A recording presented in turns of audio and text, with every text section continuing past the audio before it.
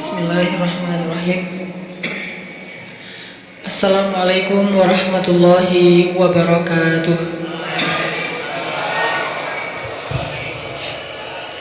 Alhamdulillahirabbil alamin. Alhamdulillahilladzi arsala rasulahu bil huda wa dinil haq liyuzhirahu 'alad dini kullih wa kafa billahi shahida. Asyhadu an la ilaha illallah wahdahu la syarika lah wa asyhadu anna Muhammadan abduhu wa rasuluhu la nabiyya ba'dah. Allahumma salli wa sallim wa barik ala sayyidina Muhammad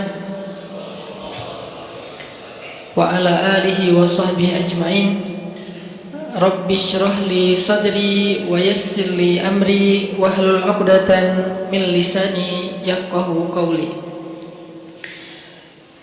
Ahlan wa sahlan min jadid. Selamat datang buat teman-teman semuanya yang pada malam ini kita bisa kembali berkumpul di suasana cuaca yang cerah alhamdulillah, sehingga di depan teman-teman bisa nongkrong sambil menikmati sajian hidangan Allah Subhanahu wa taala.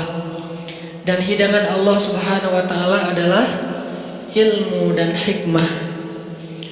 Jadi makanan yang kita butuhin itu bukan cuman makanan fisik.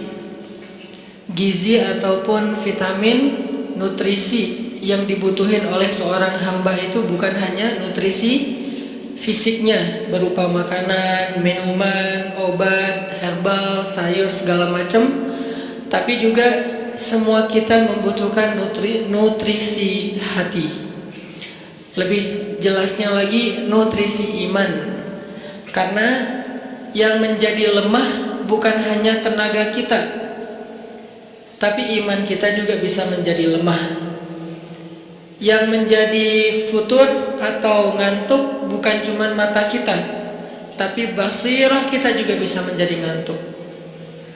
Yang menjadi lupa bukan hanya akal kita, tetapi juga zikir kita juga bisa menjadi lupa. Makanya kita butuh nutrisi atau maidatur rahman, hidangan Allah Subhanahu wa taala yang berbentuk hikmah dan ilmu, sebagaimana kita butuh juga hidangan nutrisi untuk kebutuhan fisik kita. Walaupun memang kita nggak perlu nutrisi, nggak harus memberi nutrisi hati kita dalam bentuk kajian ilmu setiap hari 3 kali misalnya. Nggak harus sih, kalau bisa lebih bagus, tapi nggak harus. Karena nutrisi hati ini bisa kita dapetin bukan cuma dengan duduk dalam majelis ilmu, bukan hanya duduk di dalam tongkrongan hikmah, tapi juga bisa kita dapetin dengan tilawah Al-Quran. Kita juga bisa dapetin itu dengan zikir. Zikir sesuai dengan masalah kita. Karena zikir kalau nggak sesuai dengan masalah tetap berpahala, cuman kurang berasa. Kayak kita lagi nggak lagi haus, tapi minumnya bukan air putih, minumnya misalnya kayak kopi gitu ya. Kalau teh tawar masih mending lah. Haus tapi minumnya kopi, atau minumnya minuman yang berwarna. Jadi kayak belum memenuhi dahaga haus kita. Padahal kita lagi haus. Kalau kita lagi kayak agak pusing, oke, minum kopi.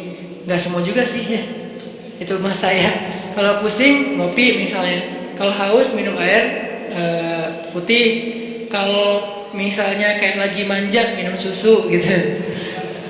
Kenapa Ustaz? Ya mungkin lagi kayak malas aja yang berat-berat gitu kan. Atau lebih manja lagi jus gitu kan ya. Nggak manja sih, itu sehat ya lah pokoknya. Yang jelas itu kan sesuai dengan kebutuhan. Gitu juga dengan zikir. Zikir itu nama Allah yang dipakai itu harusnya sesuai dengan masalah kita. Walillahil asma'il husna. Allah tuh kan punya nama-nama yang bagus, yang mulia, yang baik, yang keren gitu. Walaupun tidak terbatas 99, tapi yang dikenal oleh kita 99. Maka fad'uhu biha, maka berdoalah kepada Allah panggillah Allah. Ud'u itu panggil. Ud'u ila sabili rabbika, atau dakwah itu panggilan, memanggil.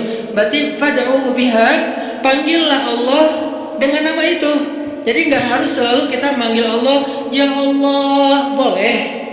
Tapi ditambah juga, misalnya ya Jabbar, panggilan buat siapa? Panggilan Allah, tapi buat memanggil Allah buat orang yang lagi apa? Yang lagi sakit hati. Pernah manggil ya Jabbar pas lagi sakit hati? Makanya sering sakit hati. Jabbar itu panggilan untuk orang yang lagi sakit hati, habis dikecewain. Dikecewain oleh apa? Banyak lah, tergantung circle kehidupan kita ya. Ada yang circle-nya lebih ke main, berarti disakitin sama gengnya. Ada yang circle-nya lebih ke romantis-romantisan, disakitin oleh mantannya. Ada yang circle hidupnya seputar masalah kerja, disakitin oleh vendornya, oleh partnernya, oleh teman bisnisnya. Soal circle family life kita disakiti oleh keluarga, anak, orang tua, pasangan, dan seterusnya, gitu kan? Yang jelas, ketika kita merasa disakitin, ketika kita merasa kayak dikecewain, panggillah Allah sebelum kita memanggil netizen. Kan kita suka manggil netizen dulu ya, posting, update status, story, terus storynya tuh curhatnya minta respon lagi tuh, dengan kasih polling lah, dengan request lah gitu kan. Baiknya gue putusin apa enggak ya, request gitu. Semuanya putusin, terus dia bingung. Gimana ya. Nah, sebelum kita istisyarah kepada netizen, karena netizen itu istisyarah, bukan istifta, bukan istikharah. Yang paling tinggi itu kan derajatnya dari 3 level. Meminta pendapat, nomor 1 tuh istikharah, minta pendapat Allah. Kedua, istifta, minta pendapat ulama, orang yang berilmu. Ketiga, istisyarah, minta pendapat orang yang lebih bijak dan berpengalaman, termasuk kepada teman kita atau followers kita atau geng kita. Itu istisyarah. Sebelum kita istisyarah netizen, ya ayyuhal netizen, sebelum kita pakai kalimat itu, atau ya ustaz, bahkan sebelum ustaz, ya kiai, ya syekh, maka ya Allah, panggil Allah subhanahu wa ta'ala. Manggilnya gimana Ustaz? Salah satunya selain kata Allah pastinya, karena itu kalimat yang paling mulia, kita juga bisa manggil tematik. Ya Jabbar. Ya Jabbar itu bisa 2. Sebetulnya 3 maknanya Jabbar, tapi yang lebih common itu 2. 1, dipanggil untuk masalah-masalah yang sifatnya bukan hanya besar, tapi kayak kekuatan.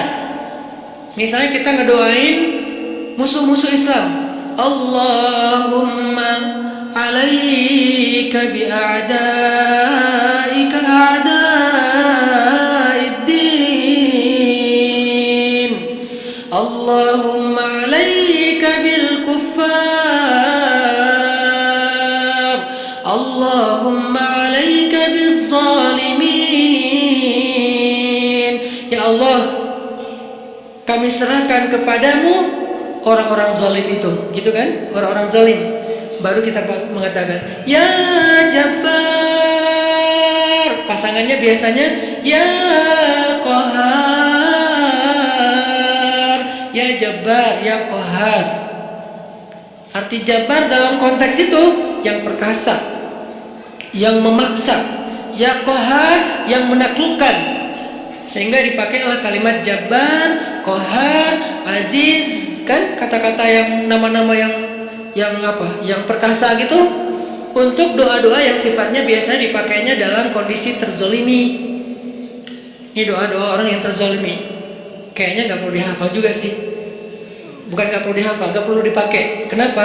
Berharap kita tidak mendoakan orang yang zalim, kecuali yang dizolimi dalam urusan agama. Kalau dizolimi urusan pribadi sih, mending jangan mendoakan orang yang menzalimi. Kenapa? Rugi. Mending doain diri sendiri. Ketika kita punya kesempatan doa kita diijabah, jangan kasih doa itu untuk orang lain, rugi. Walaupun bentuknya mendoakan atas keburukan, tetap rugi. Mending kita pakai buat doain diri kita sendiri. Ya Allah, saya lagi dizalimin, mudah-mudahan. Nah gitu kan, berarti kan kita dapat kebaikan. Ya Jabbar, itu panggilan orang yang sedang sakit hati. Jadi satu artinya untuk orang yang lagi dizalimi, satu lagi untuk orang yang lagi hatinya kayak sedih, kayak disakitin. Gak sebesar zalim sih, cuman ya lumayan lah, bikin gak bisa tidur, bikin tumbuh jerawat gara-gara itu, gitu kan ya, karena stres. Terus bikin nambah uban, walaupun ada yang uban itu karena bijaksana, ditutup. Jadi intinya adalah panggil Allah kalau kita lagi sakit hati dan dikecewain. Ya Allah, ya Jabbar. Salah satu doa minta disembuhkan kecewa dan sakit hati di dalam sholat adalah Rabbil firli warhamni wajburni.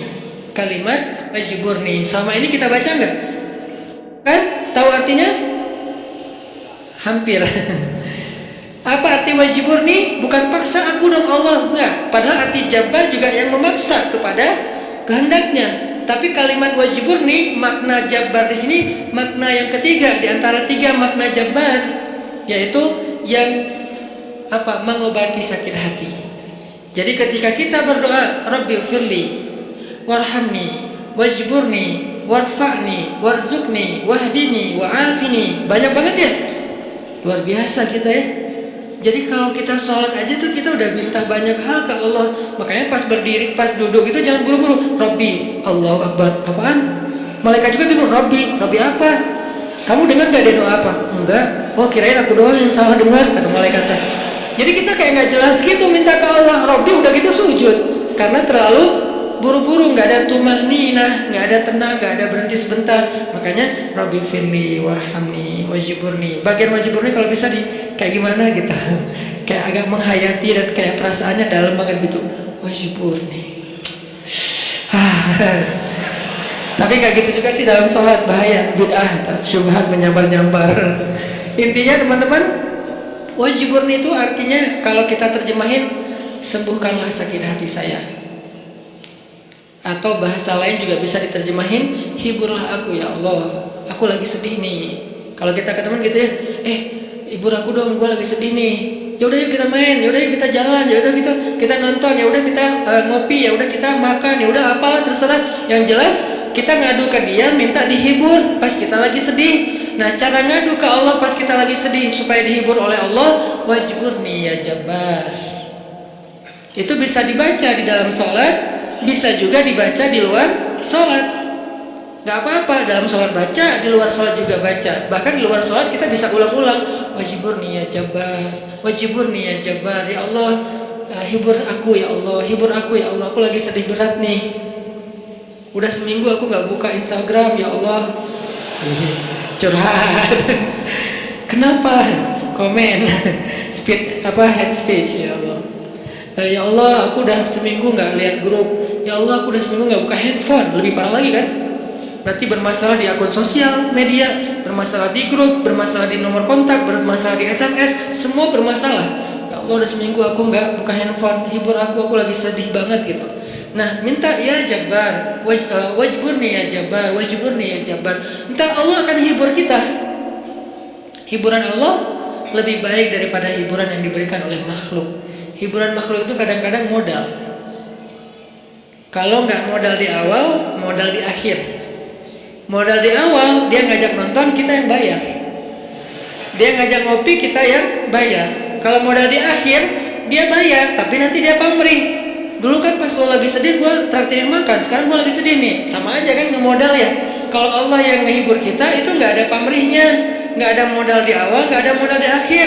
Terus kenapa kita cepat dan begitu spontan minta hiburan dari makhluk, begitu spontan minta curhat kepada makhluk, begitu spontan manggil nama makhluk, tapi kurang spontan memanggil nama ya Jabbar, nama Allah Subhanahu wa Ta'ala. Ini kalau ngomongin kecewa, salah satu di antara Asmaullahil Husna, nama-nama Allah yang mulia itu adalah ya Jabbar. Sehingga kekecewaan itu jadi jalan buat kita untuk lebih akrab sama Allah. Kan kita tuh kayak, mungkin saya aja yang ngerasa gini, tapi banyak juga sih yang curhat kayak gitu. Kita tuh sering ngerasa akrab sama Allah tuh pas lagi ada masalah kan ya. Kalau lagi nggak ada masalah kayak kita tuh plain banget gitu hubungan sama Allah. Kayak misalnya hayya 'alas shalah biasa aja. Oh ya udah azan. Itu paling soleh tuh. Di bawahnya dikit, kok azan sih baru jam berapa? Di bawahnya dikit, kok azan sehari berapa kali sih, kok sering banget pada kali. Padahal cuma 5 kali, dia kayak berasa sering banget gitu dengan azan gitu kan ya. Paling soleh juga, oh udah azan gitu kan. Tapi kalau lagi ada masalah, kita tuh kayak apa? Kayak perasaannya tuh kayak ini banget, sensitif banget dan akrab gitu sama Allah. Hayya 'alas shalah. Suara kakek-kakek juga berasa jadi suara vokalis jazz gitu.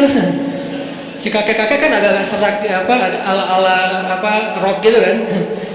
Tapi kadang ini suara azan merdu banget ya. Merdu apaan? Kakek-kakek yang biasanya enggak, gua dengernya kali ini dia merdu banget loh. Jangan-jangan dia lagi baper. Enggak, dia biasa aja. Kita yang lagi baper.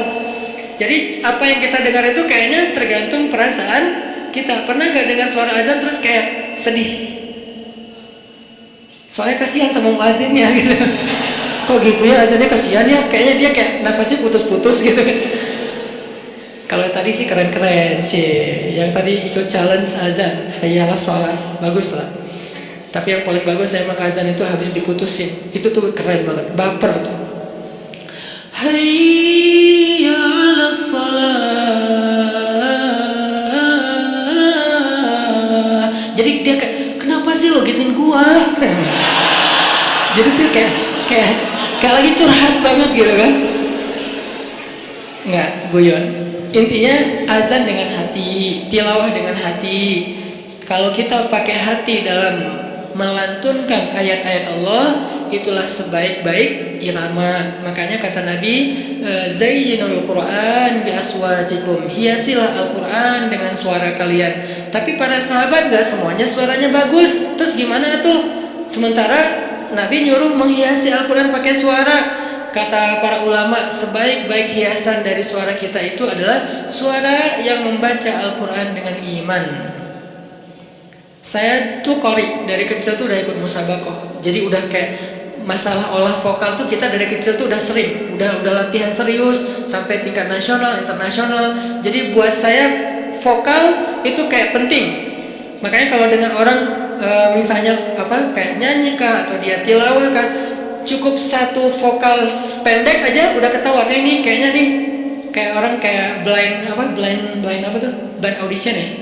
Kan yang blind audition tuh baru dengar wah tuh keren gitu kan ya, baru wah gitu, padahal belum kedengaran, tapi kok dia udah bisa nyimpulin, langsung dia pencet bahwa dia tuh ngelulusin gitu. Karena emang mungkin si jurinya ini udah punya ini banget, udah sensitif banget dengan suara. Nah, tapi saya sadar ternyata dalam membaca Al-Quran nomor satu itu bukan suara. Sekeren apapun suara orang, masih kalah dengan yang nomor satunya apa? Iman. Ada orang baca Qurannya sederhana, Alhamdulillahirabbil alamin, Ar-Rahmanirrahim. Itu tuh keren banget suaranya. Dibandingkan Alhamdulillahirabbil alamin. Kalau pamer gak berasa di hati yang dengar juga. Dan baca juga kok suara saya gak enak banget ya. Walaupun kita tetap butuh kayak media, sound, mic. Kalau saya kan buat saya sound mic itu kayak fardu ain ya, usul, termasuk hal yang penting gitu kan. Sehingga kalau saya mau ini pasti mic dulu yang dicek. Bukan apa-apa, bukan mau gaya-gayaan kayak tadi misalnya. Tiba-tiba mic monitor nyala karena belum di setel. Kalau mau dinyalain setel dulu. Padahal sebelumnya kan mic luar, mic dalam nih yang dinyalain. Kalau mic dalam dari tempat imam kedengarannya tuh kayak suara dari langit gitu. Kalau monitor kayak suara dari mulut saya gitu. Jadi berasa dengar suara sendiri kan agak enak deh.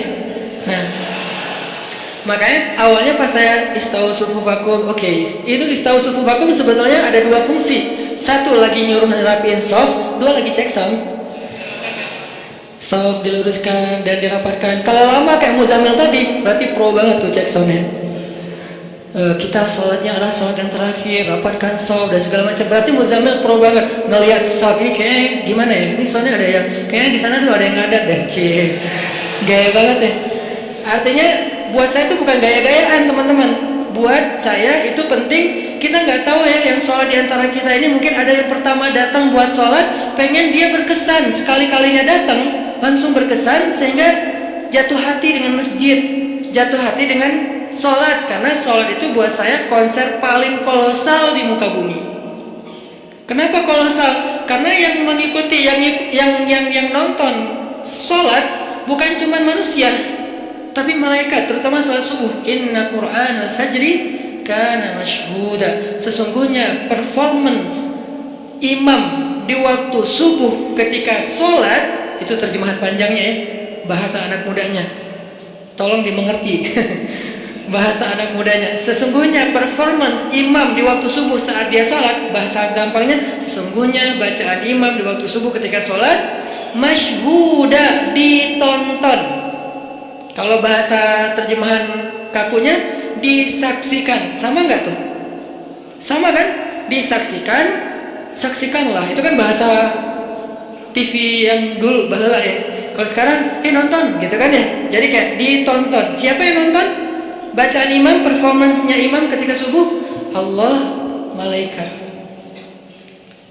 Coba DWP sama Tomorrowland yang nonton siapa? Ya kita. Di YouTube. Enggak. Yang nonton adalah penonton manusia, orang-orang yang belum dapat hidayah. Begitu si DJ-nya masuk, jreng, disuruh left, disuruh right gitu kan ya? Apa left, right kan gitu kan? Sholat begitu, Allahu Akbar, kan lebih keren. Kenapa kita di sholat nggak serapi left right-nya konser Tomorrowland? Padahal mereka yang nyuruhnya DJ, kita yang nyuruhnya imam. Karena soundnya nggak kedengaran ke belakang. Jangan suuzon sama makmum ya. Emang nggak kedengaran. Imamnya udah 2 rakaat, makmumnya baru takbir. Kirain tadi imamnya kayaknya ini belum siap deh, jangan-jangan batal wudu dulu, ya udah kita tungguin. Padahal imamnya udah 2 rakaat. Kenapa makmumnya telat? Soundnya tuh nggak sampai ke belakang. Kita irit di bab sound, tapi boros banget di bab kubah masjid, menara masjid, warna masjid. Kadang-kadang cat masjid itu baru berapa bulan, ini kayak mirip apa ya, kayak nggak sreg gitu ya. Udah ganti deh cat masjid yang doff yang bagus, diganti hanya gara-gara seleranya berubah. Tapi mic-nya cuma puluhan juta, kubahnya hampir 1 miliar. Orang lain untuk sound itu 1 miliar. Kenapa kok mic lebih penting daripada yang lainnya? Karena inilah activity nomor 1 di dalam masjid kan. Performance nomor 1-nya kan di mic oleh 2 talent, 1 imam, 1 lagi muazin. Muazin penting, imam penting. Muazin manggil orang di luar supaya datang. Imam biar bikin orang di dalam itu nggak nyesel udah datang. Muazinnya keren, imamnya nggak keren, kan kayak nyesel gitu ya.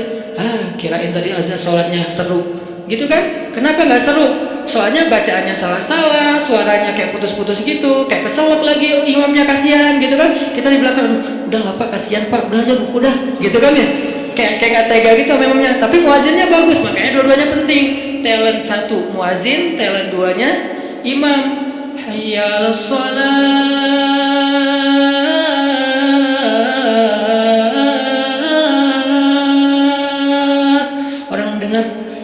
Sedih ya, kenapa? Jadi ingat dosa Nah gitu kan deh. Ini kan bagus nih azannya nih.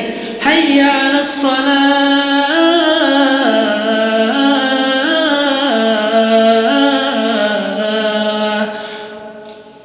Surga itu kayaknya indah juga ya dengar suara mah. Baru dengar suara, panggilan belum. Salamun salam. Ya ayyuhal mu'minun, ya ibadallah. Panggilan malaikat. Kan suara malaikat pastinya keren ya. Gak ada yang fales dong, malaikat. Masa malaikat fales? Udah gua aja yang manggil. Kenapa? Lu suaranya fales kata malaikat. Kan gak mungkin kan? Panggilan yauma yunadil munadi mim makanin qarib. Hari ketika malaikat memanggil manusia dari tempat yang dekat. Tahukah kita apa tempat yang dekat? Tempat yang dekat itu adalah Masjid Al-Aqsa. Hari ketika malaikat berdiri di titik Masjid Al-Aqsa sekarang, memanggil seantero padang mahsyar, halummu ilayya, kumpul kalian semuanya di sini, kata malaikat. Jadi azan yang keren itu azan yang mengingatkan orang kepada dosa, azan yang mengingatkan orang kepada akhirat, dan itu nggak bisa kalau nggak pakai hati. Nggak perlu ngeluarin 100% vokal, cukup 60%-nya aja. 30% dibantu sama sound, 10%-nya dipakai, 40%-nya dipakai dengan perasaan. Makanya saya senang banget kayak apa dulu masa masih punya halakoh kecil sama teman-teman, termasuk ada Muzamil, anak-anak ITB, kita kan kayak belajar apa dulu, Muzamil mana Muzamil? Oh ada, belajar makomat sama dulu sebelum ada pemuda hijrah, makomat sama belajar azan. Kita kayak apa ya, kayak mengcover. Jadi bukan cuma lagu yang di cover, kita mengcover azan. Cover azan Masjidil Haram Dagriri itu azannya tuh menurut saya azan of the year 2018, azan terbaik itu nanti cari di YouTube, azannya Hamdi Ad-Dagriri kalau nggak salah namanya. Nanti azannya Al-Aqsa. Azan Al-Aqsa tuh kayak lagi curhat, Al-Aqsa tuh udah dirampas, kami itu teraniaya, kemana kalian wahai kaum muslimin, gitu. Seolah-olah tuh kayak manggil kita gitu. Dari irama-irama yang dipilih kan. Nah, ini semuanya dengan hati. Makanya pakai hati aja udah terbaik. Balik lagi ke tema yang tadi adalah panggil Allah dengan lembut. Nidaan khafiyya. Zikru rahmati rabbika 'abdahu Zakaria idh nada rabbahu nidaan khafiyya. Ketika dia nada rabbah. Apa arti nada rabbah? Nada itu bahasa Arab terus jadi bahasa Indonesia nada, tapi beda arti. Nada artinya memanggil. Nada dering, panggilan. Dering panggilan itu bahasa Arab. Idnada rabbahu nidaan khafiyya. Nada yunadi nidaan, nida panggilan. Jadi kalau ada yang namanya nida itu adalah panggilan. Makanya kalau dia panggil, panggilan kamu siapa? Panggilan aku nida gitu. Itu panggilan, iya nida, iya panggilan ya.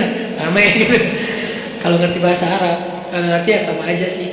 Nah, yunadi nada rabbahu nidaan khafiyya, memanggil dengan khafi. Khafi itu kayak lirih.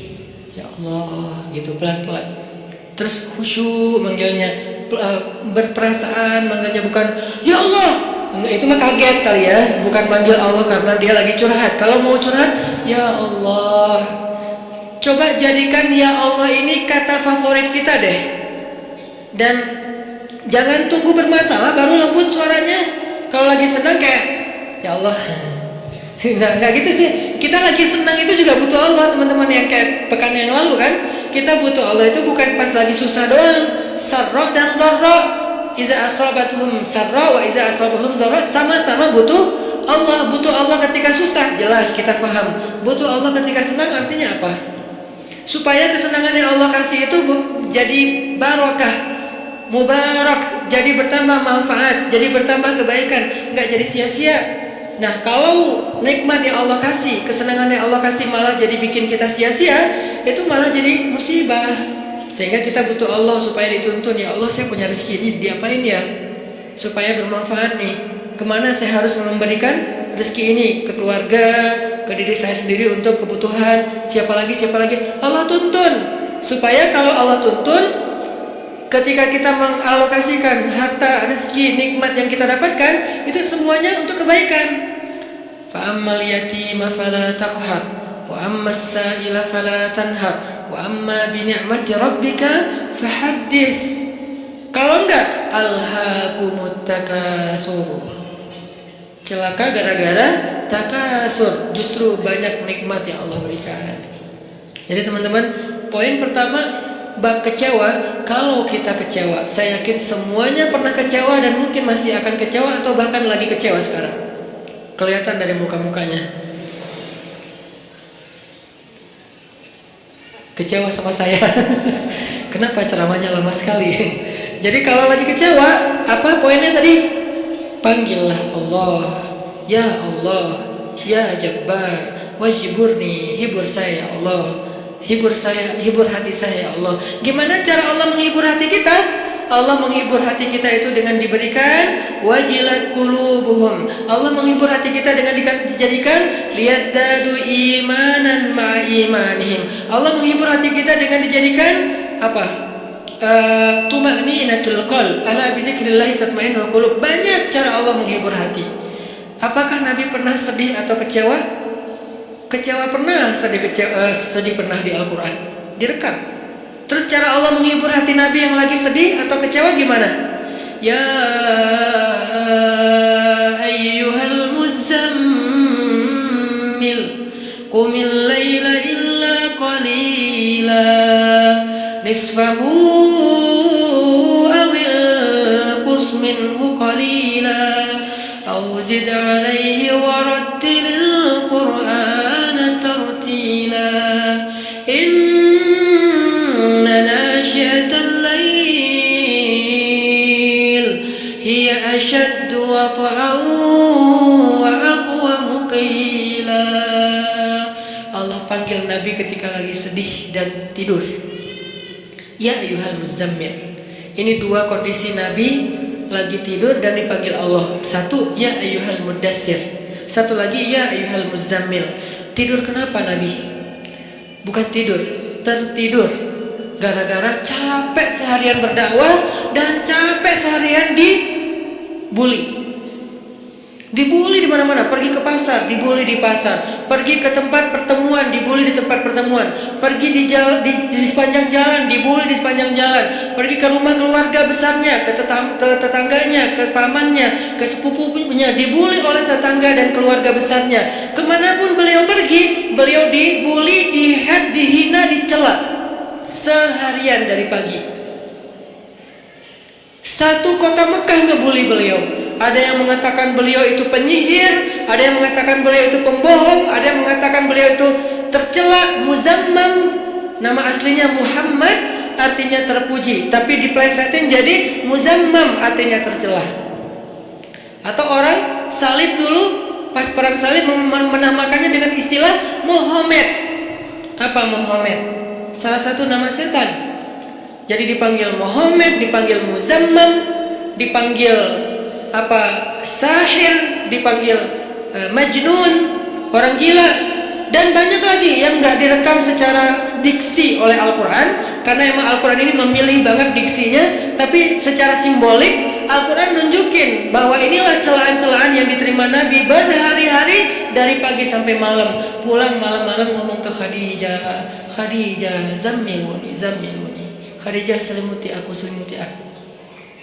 Khadijah pengertian, diselimuti Rasulullah, diusap-usap kepala Rasulullah. Tenang Rasulullah, tenang ya Rasulullah, la tahzan ya Rasulullah, Allah gak akan ninggalin kamu, Allah tuh sayang sama kamu ya Khadijah. Tapi di tubuh Rasulullah tuh banyak lemparan, bekas lemparan, dibersihin sama Khadijah. Setelah Khadijah wafat, nanti yang menggantikannya Fatimah yang bersihin bekas-bekas lemparan orang. Ada yang lemparin kotoran, ada yang lemparin barang benda-benda keras sehingga melukai Nabi, dibersihin sama Khadijah. Udah capek, Nabi tertidur.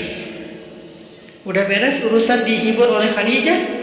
Begitu sampai waktu yang hening, Khadijah udah tertidur, penduduk seluruh bumi udah tertidur. Allah memanggil kekasihnya, ya ayyuhal muzammil, wahai orang yang berselimut. Itu panggilannya lembut. Jadi kita kalau baca surah Al-Muzammil jangan ya, enggak gitu. Allah manggilnya enggak gitu, kaget atau orang lagi tidur ya. Nah, ayatnya aja lagi berselimut, manggilnya teriak-teriak. Jangan, itu namanya prank. Itu bukan tilawah, itu ngeprank. Makanya jangan tilawah sambil ngeprank.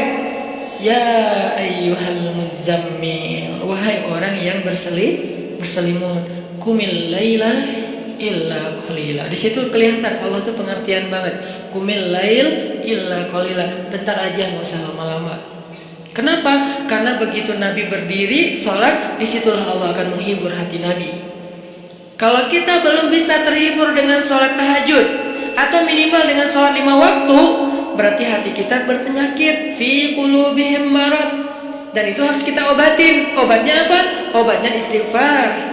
Kalau orang banyak dosa, belum bertaubat, belum beristighfar pada Allah, dia susah minta dihibur oleh Allah, dan terus nanti dia kayak nuduh Allah gak menghibur dia, padahal Allah udah sering menghibur dia, cuman gak berasa di hatinya. Karena hiburan Allah itu hanya bisa dirasakan oleh orang-orang yang hatinya bersih. Dan cara membersihkan hati itu tazkiyatul nufus atau tazkiyatul qulub, tathhirul qulub adalah dengan salah satunya istighfar.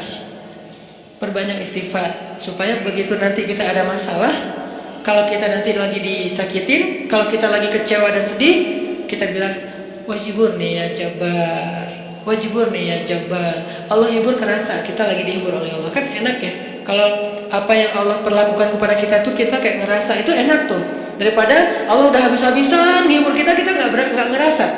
Ibarat Allah udah ngirim kita japrian, nggak dibaca-baca sama kita. Terus nanti kita tuduh, lu kok nggak empati banget sih sama gue lagi sedih-sedihnya, gue curhat nggak dibalas-balas. Udah dibalas, nggak ada, lu aja nggak baca. Oh ya ada, banyak ternyata. Artinya nggak dibuka sama kita kan? Kenapa nggak dibuka? Mungkin pulsa kita habis, mungkin handphone kita error, mungkin apa dan segala macam kemungkinan. Nah gitu juga dengan Allah. Wa idza sa'alaka ibadi anni fa inni qarib. Qarib itu kalau lebih dekatnya namanya akrab. Qarib, karib. Sahabat qarib, sahabat karib. Itu bahasa Arab. Kan saya sering nge-mention bahwa ini dari bahasa Arab, bahwa biar kita tahu identitas bahasa kita itu sebetulnya sebagian besar diambil serapan dari bahasa Arab. Terus siapa yang merangkai bahasa Indonesia dari bahasa Arab kalau bukan ulama? Jadi nggak bisa dilepaskan antara ulama dengan Indonesia, antara ulama dengan kebangsaan, antara ulama dengan nasionalisme. Toh bahasa nasional kita dibentuk oleh ulama. Buktinya serapannya 90% itu bahasa Arab. Sebagiannya benar terjemahannya, sebagiannya keliru, tapi tetap aja bahasa Arab. Makanya kenapa saya sering mention itu, bukan mau apa di Arab-Arabin biar gaya, biar kelihatan ustadz gitu, enggak. Kalau mau kelihatan Arab banget saya banyakin Arab itu mah. Ini enggak lagi kayak gitu. Lagi pengen menarik benang sejarah kalau bahasa kita itu emang sebetulnya bahasa Arab yang diserap. Jadi kalau ada yang agak alergi tentang Arab, saya pikir ini berlebihan. Kita nggak alergi terhadap ras, mau Arab kayak, mau Eropa kayak, mau Afrika, mau apa ya, kan itu semuanya takdir Allah kan. Emang kita bisa minta diciptain sebagai orang apa? Nggak bisa ya. Ya Allah, saya pengen diciptain sebagai orang apa ya enaknya. Ini deh orang Rusia, tinggi, putih, rambutnya pirang. Ya Allah, saya pengen diciptakan sebagai orang Afrika. Kenapa? Biar tawadu. Nah, nggak gitu juga sih. Jadi kita nggak bisa request gitu kan ya. Dan orang Afrika pun sebetulnya sekarang kan jadi keren ya. Orang kulit hitam keren nggak sih? Berasa sekufu ya, segolongan. Kalau orang kulit hitam didiskriminasikan nggak keren, kasihan itu. Kan kulit hitam juga sekarang jadi favorit. Bahkan banyak orang yang pengen menghitamkan kulitnya. Ini artinya ya nggak bisa request mau jadi orang apa, sehingga kita nggak boleh benci golongan ataupun ras, karena dia diciptakan kayak gitu tuh bukan pengennya dia. Itu namanya sunnatullah dan takdir. Itulah ketentuan Allah. Kalau kita cela rasnya, berarti kita mencela pencipta ras itu, yaitu Allah Subhanahu wa taala. Dan ini termasuk larangan dalam hadis mencela nasab. Mencela nasab itu termasuk salah satu dosa besar. Balik lagi ke yang tadi, intinya bahasa kita emang diserap dari bahasa Arab. Nah, kita minta sama Allah. Kata Allah, inni qarib, aku dekat sama kamu.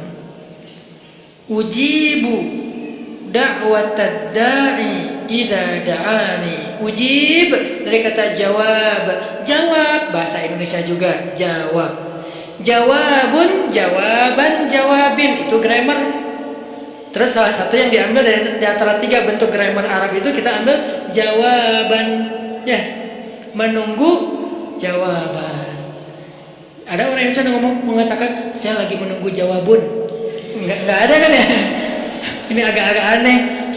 Jawabin atuh, ada tuh jawabinnya. Jawab berarti yang udah ada tuh jawaban, jawabin. Jawabun mah belum ada ya. Jawabin atuh yang yang tadi. Nah, oke, berarti itu bahasa Arab juga. Jawab, ban, bin sama aja.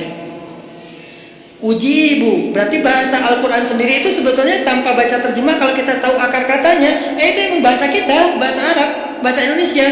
Ujibu da'watad da'i idza da'an. Aku mengijabah, menjawab dakwah. Dakwah itu panggilan. Ujibu da'watad da'i idza da'an. Aku menjawab panggilan dai, orang yang memanggil kalau dia mendakwah atau memanggil aku. Jadi kalau kita bilang ya Jabbar, Allah langsung turun ke langit dunia, nyamperin kita terus mengatakan ai abdi, ai abdi. Ai abdi itu artinya ada apa hambaku? Halaka hajah, kamu punya masalah hambaku? Itu namanya ujibu. Cuman kita nggak dengar. Sama kayak kita baca Al-Fatihah, bukankah Allah merespon bacaan kita? Alhamdulillahi Rabbil Alamin. Kata Allah, hamadani abdi, hambaku memuji aku. Gitu kan? Sampai selesai Al-Fatihah, satu ayat demi satu ayat Allah tuh ngerespon. Jadi kita kayak lagi chat sama Allah sebetulnya. Salat itu kan chat sama Allah. Makanya bahasa hadisnya ihsan. Kalau pengen sholat kita yang ada kesan chat, berarti sholat kita tuh harus sampai ke level ihsan. Apa level ihsan? Anta'budallah ka'annaka tarah, fa'in lam takun tarah, fa'innahu yarak. Ketika kamu bisa menghadap Allah, beribadah kepada Allah, seolah-olah kamu tuh ketemuan langsung sama Allah. Kan berarti kita lagi chat sama Allah, ketemuan langsung. Kalau nggak ketemuan langsung, kamu nggak ngelihat dia, maka yakinlah dia ngelihat kamu. Berarti kayak orang telepon atau kayak orang fit call, cuman kamera depan kita rusak. Kamera depan dia ya, kita nggak bisa ngelihat dia. Iya, kamera depan dia. Ya gitu deh pokoknya. Yang jelas adalah kita lagi chat sama Allah. Sehingga Allah tuh kalau kita berdoa jangan berpikir bahwa kita tuh ngomong sendiri terus gak ada yang dengerin. Rabbana atina fid dunya hasanah wa fil akhirati hasanah wa qina adzabannar. Rabbighfirli warhamni wajburni warfa'ni warzuqni wahdini wa'afini wa Allahu akbar. Ya enggak ada yang dengar seolah-olah enggak. Rabbighfirli warhamni wajburni. Kalau kita sholat berjamaah Ustaz gimana? Pelan-pelan imamnya kita mungkin slow motion. Kalau dia kan dicepetin tuh kan ya. Jadi ya apa istilahnya tuh? Cut to cut gitu kan? Gimana tuh caranya Ustaz? Sedapatnya, jangan dipercepat tapi tetap dapat kan? Rabbighfirli warhamni wajburni. Belum beres, Allahu akbar, enggak apa-apa, tapi kita udah kayak tenang. Makanya kalau nggak puas tambahin dengan sholat sunnah. Begitu tahiyat awal, duduk tahiyat antara dua sujud, Rabbighfirli warhamni wajburni. Lama wajburni teh 10 menit. Kenapa itu orang curhat sama Allah? Boleh nggak kayak gitu? Boleh nggak kita duduk di antara dua sujud setengah jam? Boleh. Apalagi sholat sunnah. Kecuali kita jadi imam sholat berjamaah, jangan. Kasihan. Anak udah nangis-nangis. Terus suami udah nunggu di depan ngeklakson-klakson. Terus sel sudah habis promonya. Kan nggak konsen sholatnya. Makanya kalau jadi imam yang bijak, ambil pertengahan. Makanya bacaannya juga jangan terlalu panjang. Kalau sholatnya sholat 5 waktu. Tapi terutama kecuali subuh yang paling panjang. Kalau sholatnya sholat tarawih, namanya juga tarawih dari kata roha. Roha bahasa Indonesia rehat. Jadi tarawih itu artinya berehat-rehat. Kalau sholat tarawihnya sampai keringetan, namanya bukan berehat-rehat, itu mah lagi nge-gym. Tarawih keringetan, harusnya kan tarawih itu kan tadi keringetan terus gara-gara tarawih jadi nggak keringetan ya. Itu kayak apa? Kayak bukan pemanasan, pendinginan. Gitu deh pokoknya. Jadi tarawih itu Allahu Akbar. Wah, mulai istirahat nih. Kalau ada yang ngomong, pengen istirahat, kenapa? Habis tarawih. Ini aneh. Tarawih itu kan istirahat. Kenapa kita istirahat habis istirahat? Ada dua kemungkinan. Satu, kita tarawihnya nggak benar. Kedua, imamnya yang mungkin terlalu buru-buru. Tapi di Indonesia kalau imamnya nggak buru-buru, nggak jadi ngehit. Biar imamnya paling ngehit, ratingnya tinggi, harus yang cepat. Makanya saya pernah kayak balapan gitu tarawih. Saya di masjid satu, yang satu lagi masjid sebelah. Takbir bareng, Allahu Akbar, Allahu Akbar. Oke, kita start bareng nih. Begitu saya waladhdallin, di sana assalamualaikum. Wah, kalah saya pakai 150 cc, dia pakai 1200 cc. Ya iyalah, nggak akan kekejar. Nah, tapi yang sana lebih banyak jamaahnya, di sini dikit. Kenapa? Di sini karena yang mungkin itu pengen istirahat dengan sholat. Kalau di sana pengen cepetan istirahat dari sholat. Beda kan ya? Nah, balik lagi. Kita bacanya tenang.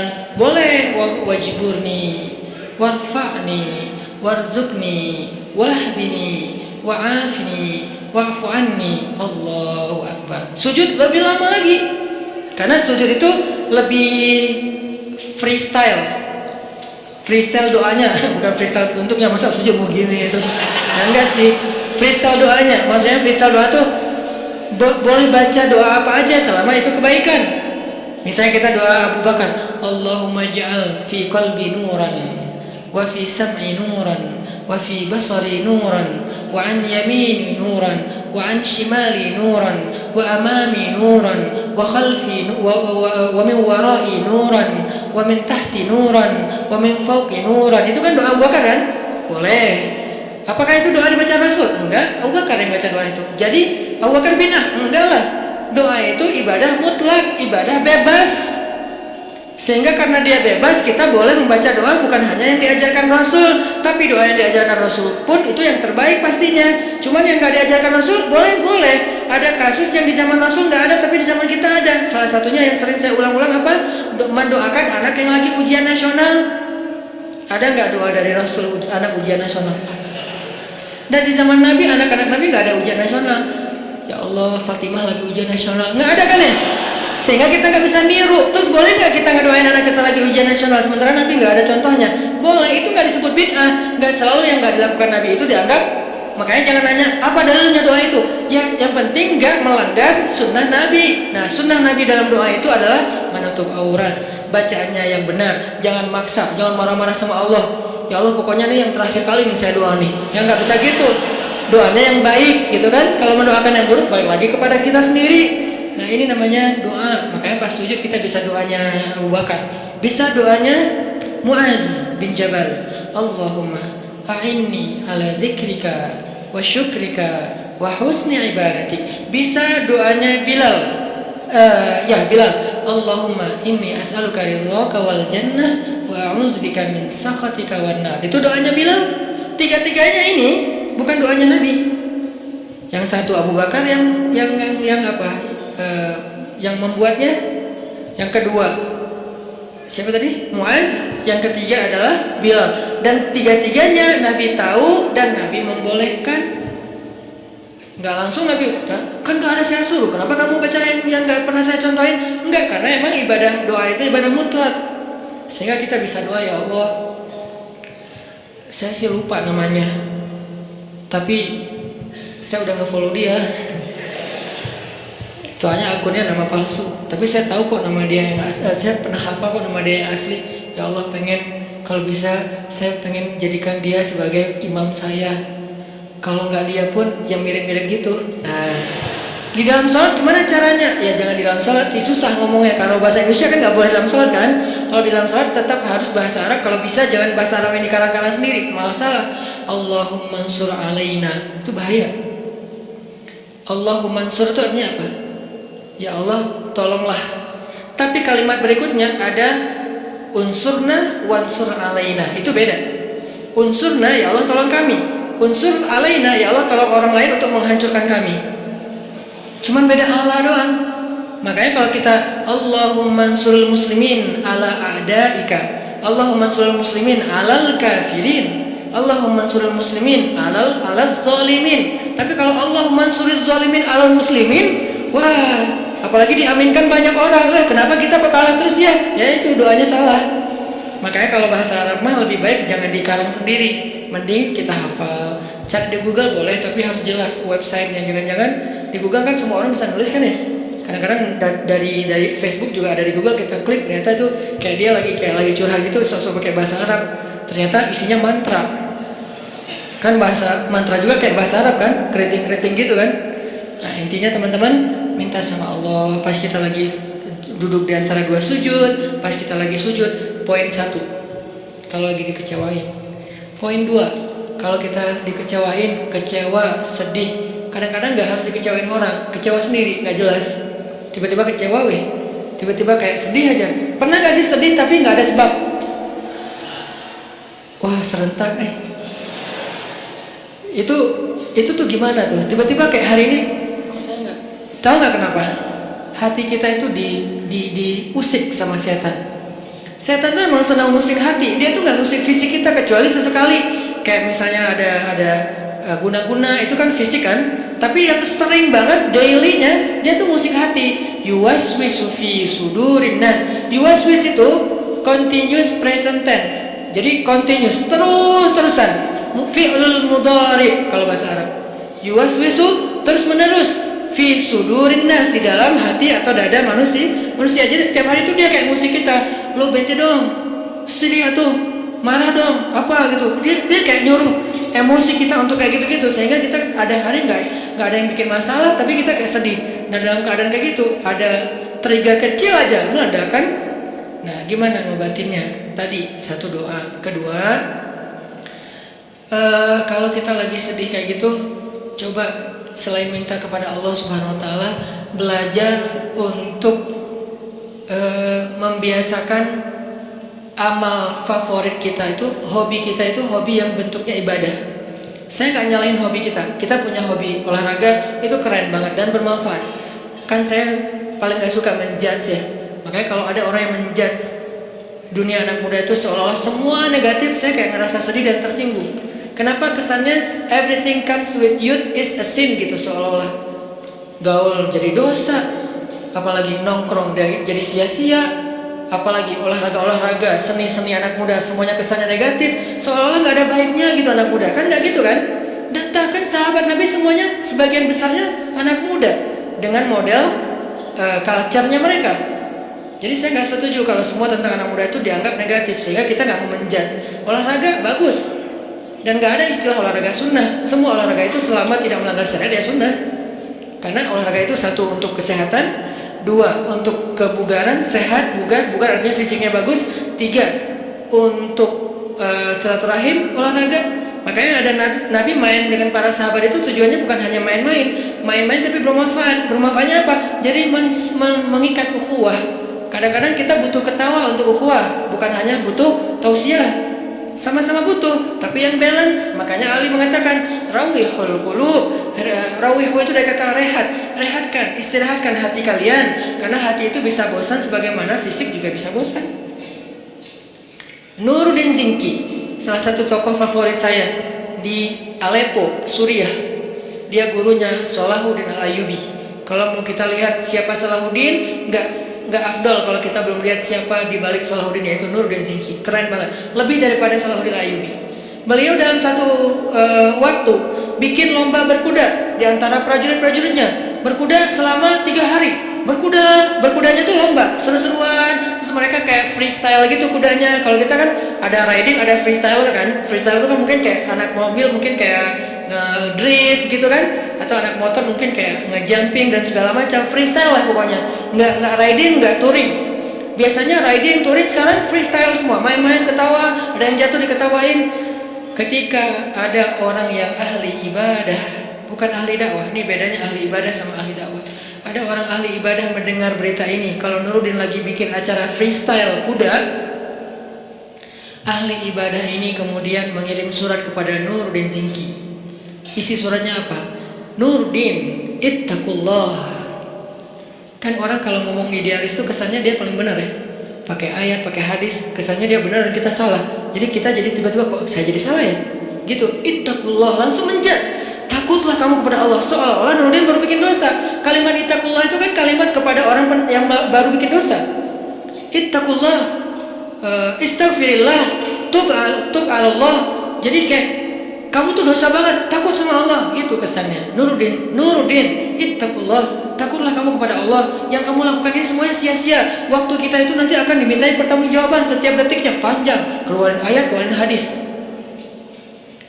Faman ya'mal mithqala dzarratin khairan yarah wa man ya'mal mithqala dzarratin syarran yarah wal 'asri innal insana lafi khusr. Semua ayat keluar, semua hadis keluar. Kesannya Nuruddin itu main-main dan sia-sia.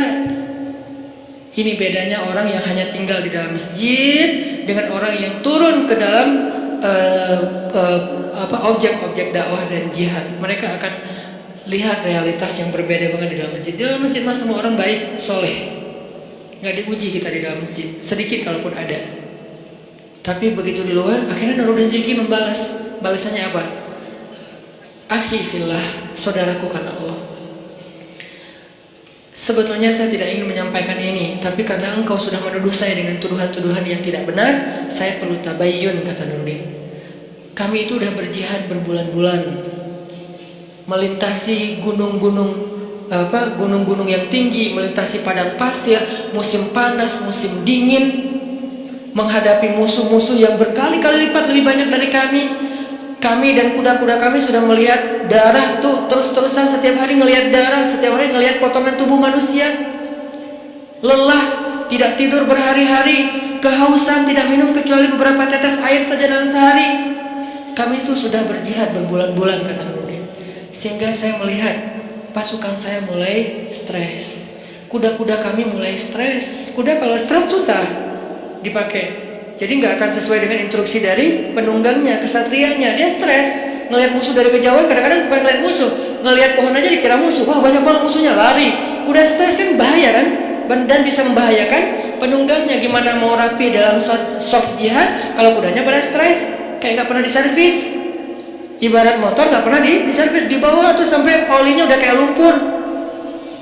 Akhirnya kami bawalah, kalau bahasa kita, diservis. Diservis itu apa? Dengan cara, kalau diservis motor kita bawa ke bengkel servis nih, ganti oli, apa segala macam dibersihin, kayak gitu-gitu kan. Kalau servis kuda dibawa main, karena kuda itu servisnya dengan main, bukan makan minum dan segala macam. Akhirnya kudanya bisa ikut main sama penunggangnya, lucu-lucuan, guling-guling, kudanya menjatuhkan penunggangnya, terus ketawain dengan lain. Dan prajuritnya juga diservis dengan cara apa? Entertain, mereka butuh hiburan. Jangan berpikir ketika ada orang berhibur sebentar seolah-olah udah seluruh hidupnya berhibur, sampai kita menuduhnya bahwa hidupnya sia-sia. Ini terlalu gampang menjudge orang lain. Bisa jadi itu bagian dari program dakwah. Itu jawaban Nurdin. Jadi saya ingin supaya prajurit saya segar lagi, ukhuwah mereka kuat lagi, lebih soft, barisan mereka lebih bagus lagi, dan kuda-kuda mereka lebih sehat dan bugar lagi. Dibalas kepada ahli ibadah. Baru kemudian ahli ibadah, ya tapi kan gak harus gitu juga. Oh panjang, akhirnya gak beres. Yang namanya juga orang kalau udah dengki. Sama dengan Fudail bin Iyad dengan Ibnu Mubarak. Fudail bin Iyad ahli ibadah di dua Masjidil Haram. Masjid Nabawi dia ahli ibadah dan mengajar di Masjid Nabawi. Di Masjidil Haram juga dia ahli ibadah dan mengajar di Masjidil Haram. Tapi gak pernah keluar dari masjid. Sehingga yang dia tahu realitas dunia ini hanya realitas masjid. Tentang sholat harus rapi, tentang kalau sholat kita sunnah sendiri harus pakai sutro. Itu kan realitas dinamika masjid kan. Tentang waktu azan itu jangan diburu-buru, antara azan dan iqamah itu dikasih jeda waktu. Kemudian masalah menutup aurat dalam pakaian sholat, kemudian masalah canceling. Itulah realitas masjid. Sangat mungkin belum banyak. Ketika keluar dari masjid, realitasnya tuh beragam, nggak sesederhana masjid, rumit. Kalau di dalam masjid itu sederhana realitasnya, sehingga nggak butuh pemikiran rumit untuk menyelesaikannya. Di luar masjid itu rumit banget. Baru aja di teras masjid udah rumit, masalah sendal ketukar. Kalau ketukarnya dengan yang lebih bagus sih bukan masalah, nggak akan ngomong, diem aja. Ini masalah ketukarnya dengan yang ya gimana gitu. Nah, akhirnya ini nih yang jadi realitas. Apalagi keluar dari pintu masjid, udah keluar pintu masjid, tangga masjid, keluar tangga masjid, parkiran masjid. Di parkiran udah realitas. Baru datang udah lihat mobil atau motor udah kebaret. Wah nih tadi karena motornya desak-desakan, spion kita lah, atau bodi motor kita yang baru lah udah kecoret-coret, atau mungkin motor kita posisinya kok nggak enak gitu di tengah, kena hujan. Padahal tadi perasaan parkirnya di atasnya ada atap, sekarang kena hujan jadi basah, padahal habis dicuci segala macam. Itu udah realitas. Sehingga ketika Ibnu Mubarak melihat Fudail bin Iyad asik aja mengajar di dalam masjid, Ibnu Mubarak mengirim surat kepada Fudail bin Iyad yang kemudian jadi nasyid, jadi lagu. Ya abidal haramain, wahai hamba yang beribadah di dua Masjidil Haram. Ya abidal haramain, law absartana la'alimta annaka bil ibadati tal'abu. Wahai orang yang beribadah di dua Masjidil Haram siang dan malam, tahajud, itikaf, tilawah, ngajar ilmu, kalau kamu melihat apa yang kami lakukan di luar sini, maka kamu akan menganggap ibadahmu itu cuma main-main. Padahal udah di Masjidil Haram dan di Masjid Nabawi, tapi masih dianggap main-main. Kalau dibandingkan dengan apa? Dibandingkan dengan dakwah dan jihad. Karena dakwah itu gak sederhana ibadah. Ibadah kita semua yang datang orang-orang udah pada soleh, pengen ibadah, gampang diatur. Soft luruskan, lurus gak? Lurus. Coba suruh luruskan soft di belakang zebra cross. Segampang meluruskan soft di masjid? Enggak, itulah realitas, itu perbandingannya. Kalau kita belum bisa menyuruh masyarakat sosial behaviornya lurus di belakang zebra cross, berarti kita belum menyelesaikan masalah masyarakat. Berarti belum berdakwah, baru beribadah di dalam masjid. Itu bandingannya, segampang mana? Mana lebih gampang, nyuruh orang lurus di belakang zebra cross apa nyuruh orang untuk ikut imam? Ikut imam. Jangan kalian mendahului atau menyamai gerakan imam. Oke. Allahu Akbar, Allahu Akbar. Pas bangkit dari sujud, Allah. Bacaan imam itu panjang dan makmumnya belum yang benar ya, belum bergerak dari sujud, masih nungguin sampai bar baru dia bar, beres bahasa Jawa. Jadi begitu imamnya Hu Akbar, baru makmumnya Allahu Akbar. Gampang nyuruh makmum kayak gitu. Coba jangan menyamai lampu kuning apalagi mendahului. Susah kan? Di traffic light kuning, merah, hijau. Jangan mendahului lampu kuning. Kalau merah mungkin agak gampang. Kuning aja. Di sana udah merah kan, ketahuan tuh ada kayak pantulan cahaya kan ya. Kalau di sana merah kan, di sini nggak langsung hijau kan? Di sini mah ada jeda beberapa detik lah. Di sana udah mulai kuning, wah, jalan kan ya. Di mana pelajaran soft dan gerakan sholat yang kita katakan jangan menyamai dan mendahului imam. Makanya realitas di dalam masjid dengan di luar itu beda. Sehingga kalau kita nggak pernah keluar dari masjid, kita terkesan idealis, tapi sebetulnya nggak tahu masalah. Begitu juga dunia anak muda. Buat saya selalu respect sama anak muda, karena saya ngerasa bahwa anak muda itu aset luar biasa. Dan di tangan teman-teman nih, anak-anak muda, nasib Indonesia 10 tahun yang akan datang. Jadi kalau anak muda ini hanya dijadikan objek terus menerus sebagai bahasa judgement, terus gimana nasib Indonesia? Padahal anak muda itulah yang mau ukir banyak sejarah. Jarang sejarah diukir oleh orang tua kan? Rata-rata sejarah itu diukir oleh anak muda. Dalam Islam muncul nama komandan militer paling muda dalam sejarah Islam, namanya Usamah bin, bukan bin Laden, Usamah bin Zaid. Itu beda lagi kasusnya, saya nggak mau mengkomentar. Yang jelas namanya Usamah. Jadi jangan takut dengan nama Usamah. Nama Usamah itu nama sahabat. Bahkan dia adalah cucu angkatnya Rasulullah. Dari anak angkat Rasulullah, walaupun nggak jadi anak angkatnya, itu Zaid bin Harithah. Namanya Usamah bin Zaid. Itu komandan militer termuda dalam sejarah Islam. Usianya kalau nggak salah 14 tahun. Kelas berapa? Kelas 2 SMP, memimpin pasukan militer. Bukan naik motor. Yang mau dibahas. Karena nggak di-endorse. Jadi bukan naik motor terus pakai baju SMA terus kayak gitu-gitu, bukan. Saya nggak merujuk kepada sesuatu ya. Gitulah pokoknya. Ini memimpinnya naik motor sama naik kuda, lebih susah mana? Kuda. Kecuali buat orang-orang ya kayak di Lombok, di daerah-daerah yang banyak kuda kan, itu keren banget sih. Saya kayak local pride banget lah itu mah. Jadi naik kuda memimpin pasukan, dan itu bukan riding, walaupun riding juga keren, tapi ini menghadapi musuh usia 14 tahun loh. Kalau nggak matang mentalnya, nggak mungkin Nabi memberikan kesempatan dia jadi panglima militer. Yang ngasih itu surat kuasanya tuh langsung dari Nabi. Bahkan ketika Abu Bakar jadi khalifah, lalu Umar nggak setuju Usamah jadi panglima militer, Abu Bakar marah kepada Umar, ya Umar, kamu ingin menyobek surat Rasulullah? Kamu ingin mencoret kalimat-kalimat Rasulullah? Ini langsung Rasulullah yang nunjuk Usamah pemimpin militer. Bahkan kalau seandainya pasukan itu kita harus ada di dalamnya, engkau wahai Umar harus tunduk kepada Usamah. Nanti ada lagi yang membebaskan satu negeri yang selama beribu-ribu tahun gak bisa dibebaskan, usia 21 tahun. Muhammad, atau kita juluki Al-Fatih, bukan sang penakluk, sang pembebas. Karena terjemahan yang lebih tepatnya bukan penakluk, tapi pembebas. Dia nggak menaklukkan siapa-siapa, apalagi cewek. Kalau kita di zaman sekarang mungkin ada penakluk cewek gitu kan, ini enggak, membebaskan. Cewek dibebaskan dari apa? Dari perbudakan, dari penghinaan. Muhammad Al-Fatih. Jadi anak muda itu harus diberikan apresiasi yang tinggi. Dan memang kita harus bangga, Indonesia ini harus bangga punya anak muda mayoritas sekarang. Tahun depan malah 70% penduduk Indonesia anak muda. Berarti kita bangga banget nih, negara dengan penduduk terbanyak anak muda di dunia dan muslim. Ngomong apa tadi teh? Baper kalau udah ngomongin masalah dakwah, masalah anak muda.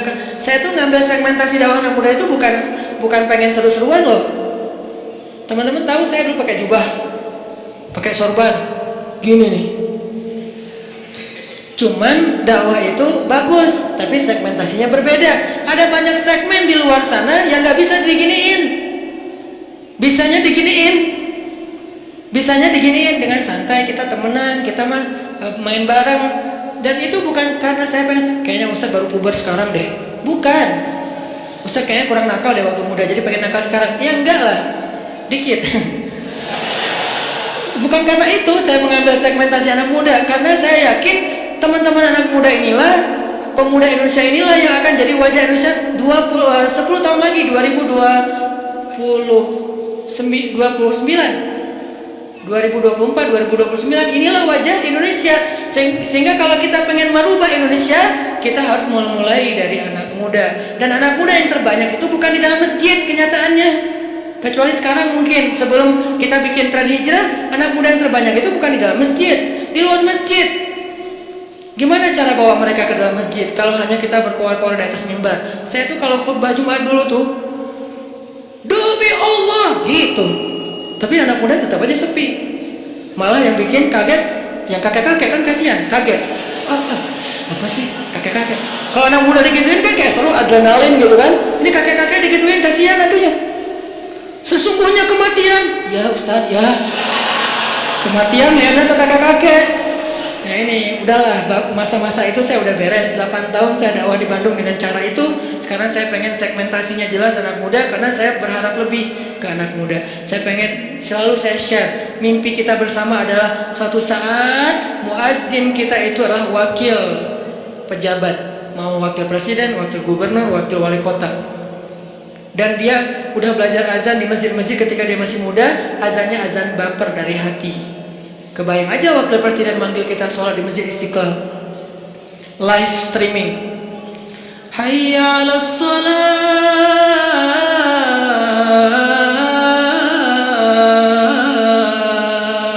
Siapa itu? Pak Wakil Presiden. Wah kan semangat ya se-Indonesia sholat berjamaah subuh ya. As-salatu khairum minan naum. Wah, Wakil Presiden bilang sholat lebih baik daripada tidur. Kan keren tuh. Datang anak muda berbondong-bondong ke masjid karena diazanin sama Wakil Presiden. Wibawa banget tuh, izzah. Begitu masuk qamat nih, Allahu Akbar, Allahu Akbar, asyhadu an la ilaha illallah. Wakil Presiden, istawu sufufakum. Siapa? Presiden. Wah, keren ya. Allahu Akbar. Presidennya gagah, dia izzah kepada musuh-musuh Allah, tapi rohama ubainahum. Jangan di sini dia bersikap keras. Masa kepada sesama kaum muslimin dia sifatnya asyidda? Kebalik atau ayatnya? Bukankah ayatnya asyidda wal kufar rohama ubainahum? Rohama, bahasa rohama itu apa? Komennya rohama, angger. Komennya rohama, ngomongnya rohama, di grup broadcastnya rohama, kalau ketemu kaum muslimin itu rohama. Kepada manusia rahmatan lil alamin. Kepada kufar, siapa kufar? Orang yang memerangi mereka, musuh-musuh yang zalim, seperti orang misalnya Israel yang menjajah Palestina, atau orang-orang zalim yang menyakiti kaum muslimin di Suriah, di Yaman, di Irak, di Rohingya. Itu asyidda. Jadi nggak ada salaman sama mereka, pelukan, senyum-senyum, asyidda sama mereka. Kalau ditarik, kita tarik balik, berarti kan dia juara panco ya, presidennya. Kan ada tuh presiden narik-narik gitu kan. Nah kalau kita nggak kuat narik kan kayak kalah gitu kan. Alhamdulillah ada presiden kaum muslimin di satu negeri, ditarik nggak bisa. Aduh berat ya udah deh nggak jadi gitu. Ini artinya asyidda, dia tuh syadid izzah, tapi begitu sholat di antara kaum muslimin, Allahu Akbar, di situ nggak perlu nunjukin keras. Alhamdulillahi Rabbil Alamin. Enak banget loh sholat dipimpin presiden, bacaannya khusyuk, hafalannya banyak, sehingga dia bisa explore Al-Quran. Qul huwallahu ahad. Enggak gitu sih, ayatnya panjang. Alif lam mim. Gua mah rela Al-Baqarah satu surat kalau presiden, gitu kan ya? Imamin, presiden yang imamin Al-Baqarah sampai dari subuh sampai duha. Ya enggak gitu juga kali Ustaz. Kan Al-Baqarah 2,5 jam tuh sampai waktu duha. Intinya itu mimpi. Saya sih bermimpi Indonesia tuh kayaknya bisa nih. Kayak sekarang aja bermunculan imam-imam muda dengan Muzammil and the Gangs. Sejak kita ramein hijrah ini kan jadi banyak nih. Muncul imam dengan rambut gimbal, apalagi muncul imam anak muda, anak SMA. Itu bisa banget. Dan mereka nanti pasti saya yakin akan jadi pemimpin-pemimpin masa depan. Kayak sekarang saya dekat sama teman-teman pemuda Pancasila, sama pemuda Pancasila juga. Kalau lagi dekat sama mereka ngobrolnya apa? Lo nyalon kan tahun ini? Ya insya Allah lo kayaknya masih mau main dulu deh, 5 tahun lagi gua nyalon. Berarti kan anak-anak muda sekarang lintas organisasi, mau dia PP, mau dia Karang Taruna, mau dia komunitas, sebetulnya kan calon pemimpin masa depan kan? Kalau mereka lahir dari rahim tarbiyah, kebayang aja pemimpin Indonesia 5 tahun lagi atau 10 tahun lagi. Lahirnya dari rahim tarbiyah. Gimana cara mentarbiyah Indonesia? Nggak bisa bikin satu pesantren dengan ukuran sekian hektar, harus bikin pesan underscore tren. Dan tren inilah yang jadi konten tarbiyah, mentarbiyah semua anak muda di Indonesia supaya semuanya secara fikroh lahirnya dari rahim tarbiyah, secara hamasah lahirnya dari masjid, secara rahmah lahirnya untuk kemanusiaan.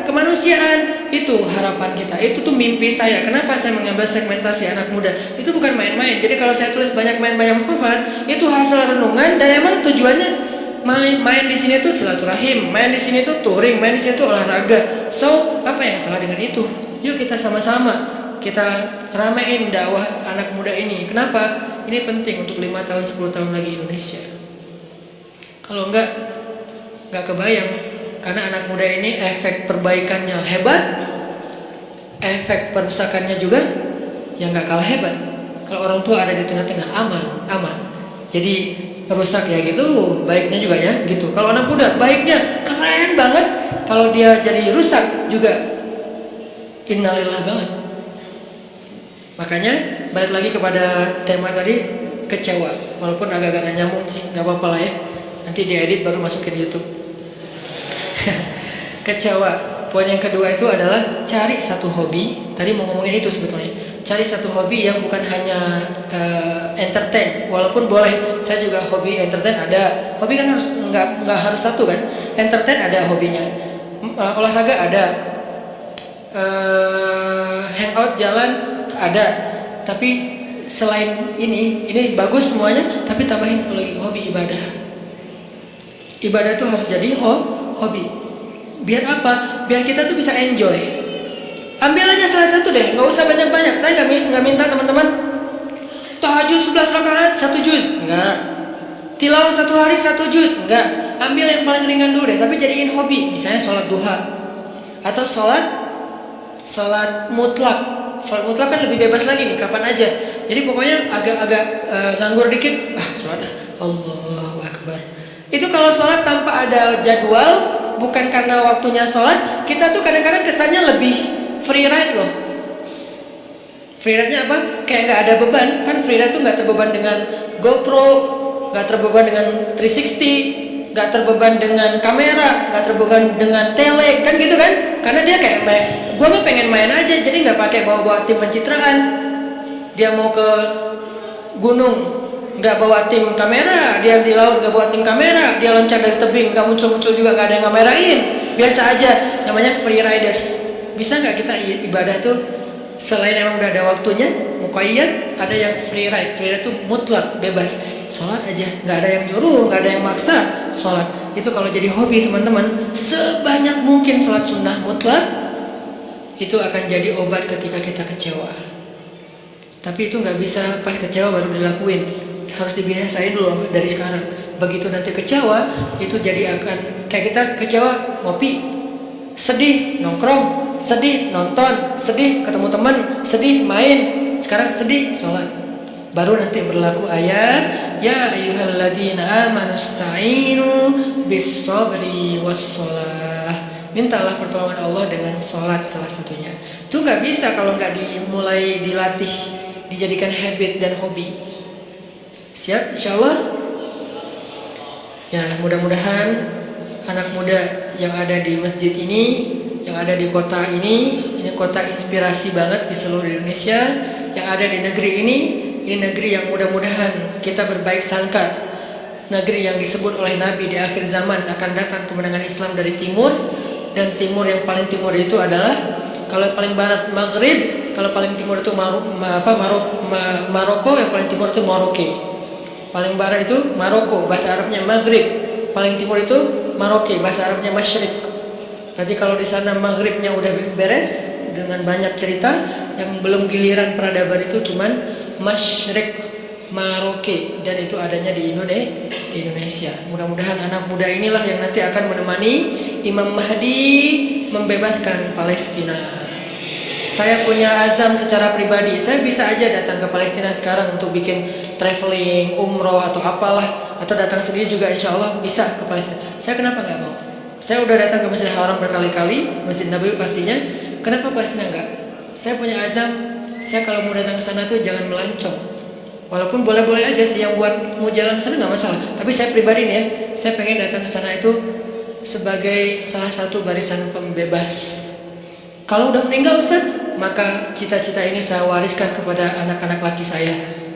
Kalau mereka enggaknya, wariskan kepada cucu-cucu laki saya. Pastinya harusnya ini adalah cita-cita kita bersama. Pengen datang ke Al-Aqsa, sholat di pelataran masjidnya, diimamin oleh Imam Mahdi, sholat subuh, tiba-tiba dari langit kelihatan cahaya, 2 malaikat turun bersama di tengah-tengahnya Nabi Isa, berpegangan kepada sayap malaikat turun. Sholat subuh yang paling luar biasa, kolosal.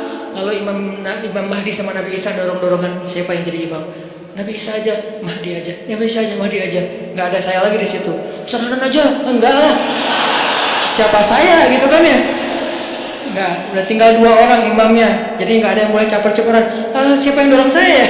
Nggak ada, nggak berlaku. Cuma 2 yang berlaku, antara Nabi Isa atau Imam Mahdi. Kemudian salah satunya jadi imam. Beres sholat subuh, speech. Kita akan kejar Dajjal. Di mana dia? Di daerah Lot City. Bahasa hadisnya Bab Lud. Sekarang udah ada Lot City, udah ada Lot City, cari aja di Google. Lot City itu salah satu bandara internasionalnya Israel. Jadi ada beberapa bandara internasional, salah satunya di kota Lot City, itu bandara internasional. Di sana akhirnya semuanya serentak. Itulah hari pembebasan manusia dari kezoliman orang-orang yang zalim. Itu bukan hanya hari orang beriman, tapi itu adalah hari kemenangan bagi semua manusia, karena mereka menjadi dihargai kemanusiaannya. Dan saya punya cita-cita kalau Allah kasih kesempatan, saya pengen jadi salah satu. Tapi untuk bisa berada di barisan itu kan seleksinya ketat ya. Kita pantaskan diri kita. Cara ikhtiar saya memantaskan diri, saya terlibat dalam dakwah pemuda hijrah. Saya bikin pemuda hijrah. Saya mikir gimana caranya dakwah hijrah ini benar-benar bisa akses di seluruh Indonesia dan dunia. Sehingga nanti kalau Imam Mahdi muncul, saya dianggap pantas. Masuk lo. Saya imam, ya, oh iya, masuk aja. Kenapa? Udah pantas, karena punya karya kan? Kita punya nggak karya nih? Cara kita biar punya karya gimana? Jangan bikin sendiri-sendiri, karena kapasitas kita bukan sebagai ustadz. Support ustadznya. Apa kapasitas teman-teman? Anak mobil, di sini ada teman-teman anak mobil, anak modifikasi. Kita mau bikin event bareng. Anak apa lagi? Anak seni. Saya yakin semua potensi anak muda itu adalah anugerah Allah. Saya nggak mau menjudge potensi teman-teman itu ada yang positif negatif. Semuanya positif selama tidak melanggar syariat. Potensi itu coba support saya. Man ansari ilallah. Siapa di antara kalian yang mau mensupport saya di jalan Allah? Itu kan akad dakwah. Yuk kita bangun negeri ini. Karena dakwah kita kan dakwah damai kan. Kita kan nggak mau ribut-ribut. Kalau terpaksa ribut dan kontroversi di sosmed, ya bukan karena kita. Pernah nggak saya sengaja rame-ramein di sosmed biar heboh gitu, biar followers saya naik? Ya enggak lah. Kalau sesekali ada, ya qadarullah naik followers sih. sombong.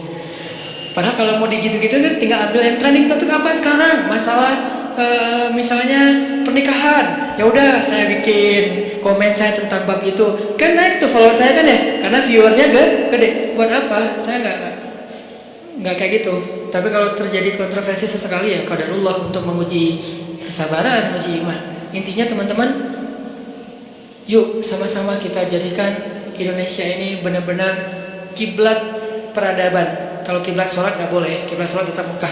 Kiblat peradaban yang dimulai dari anak muda, dan itu mungkin banget dari Bandung. Kenapa? Bandung punya sejarah. Tinggal kita mengulangi sejarah itu. Apa yang pernah terjadi akan terjadi lagi. Tidak ada yang baru di bawah matahari. Kata siapa Ustaz? Lupa, saya cari aja di Google. Mudah-mudahan bermanfaat. Oke, mudah-mudahan apa yang tadi kita dapatkan bisa jadi tambahan iman, memperbaiki akhlak, membuat kita lebih semangat lagi tongkrong dalam majelis ilmu. Dan saya titip satu hal, anak muda ayo bangkit bersama, bangkit dengan bersatu. Jangan sampai urusan politik 2019 April memecah belahkan anak muda. Nggak boleh. Kita boleh beda pilihan, tapi kita nggak boleh saling mencela dan berpecah belah. A'udzu billahi minasyaitonir rajim. Bismillahirrahmanirrahim. Alhamdulillahi rabbil alamin. Alhamdulillahi rabbil alamin hamdan yuwafi ni'amahu wa yukafi'u mazidah. Ya Rabbana lakal hamdu kama yanbaghi li jalali wajhikal karim. لجلال وجهك الكريم وعظيم سلطانك. اللهم أنت السلام ومنك السلام وإليك يعود السلام فحينا بالسلام وأدخلنا الجنة دار السلام. تباركت ربنا وتعاليت يا ذا الجلال والإكرام. اللهم صل وسلم وبارك على سيدنا محمد وعلى آله وصحبه أجمعين. Duhai Allah yang maha pengasih lagi maha pemurah, duhai Allah yang maha baik dan maha pengertian, duhai Allah yang maha lembut dan maha santun, duhai Allah yang maha mengetahui dan maha bijaksana. Inilah kami hamba-hambamu ya Allah, datang ke sini untuk berpasrah kepadamu ya Allah.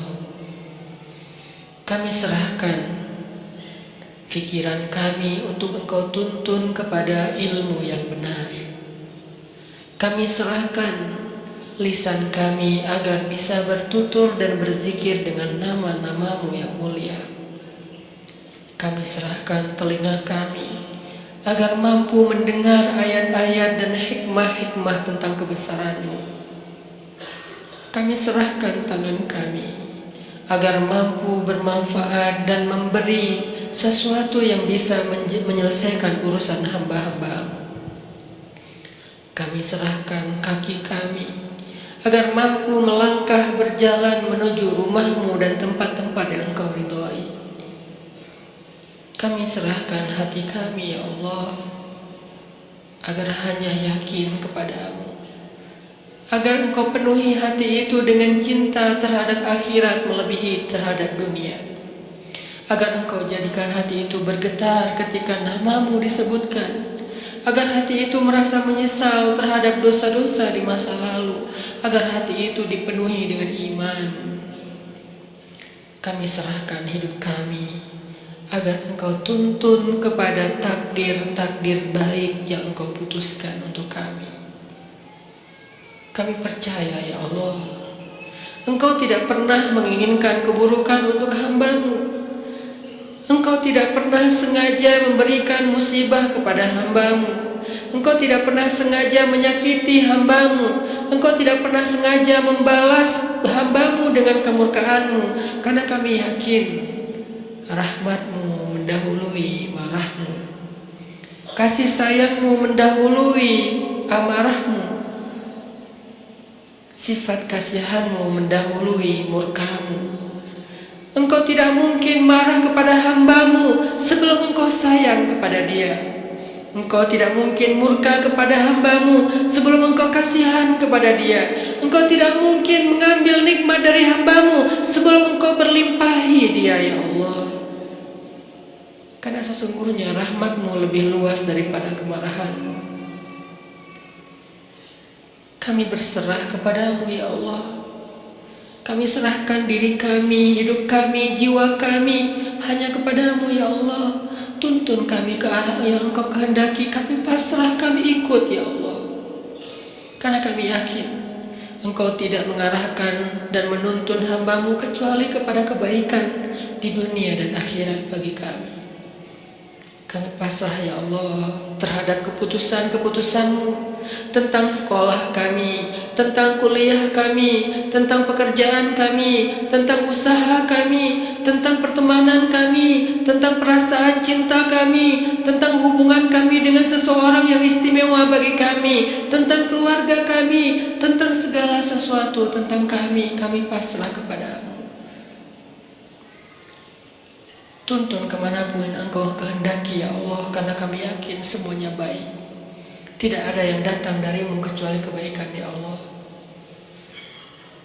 Inilah kami hamba-hamba-Mu, datang belajar di sini untuk bisa benar-benar istislam dan tawakal kepada-Mu.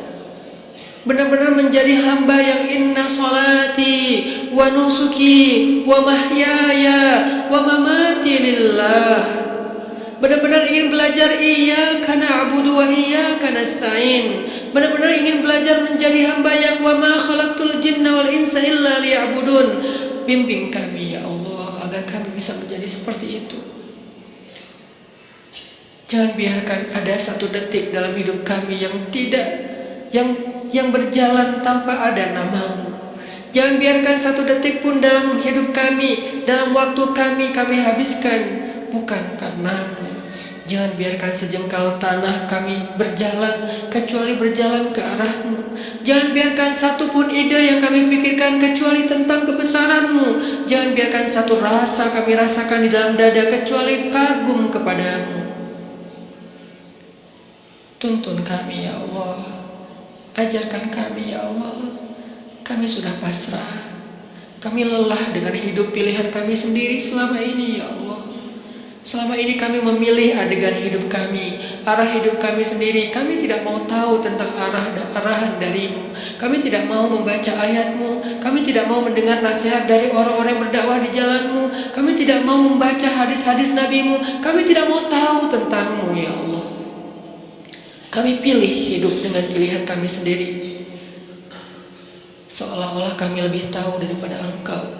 Seolah-olah kami lebih mengerti yang mana baik dan mana buruk untuk diri kami daripada Engkau. Seolah-olah kami tahu segalanya, ya Allah. Kami pilih pilihan hidup. Kami tentukan sendiri segalanya. Kami percaya tanpa-Mu kami bisa, sehingga kami jarang bahkan hampir tidak pernah berdoa.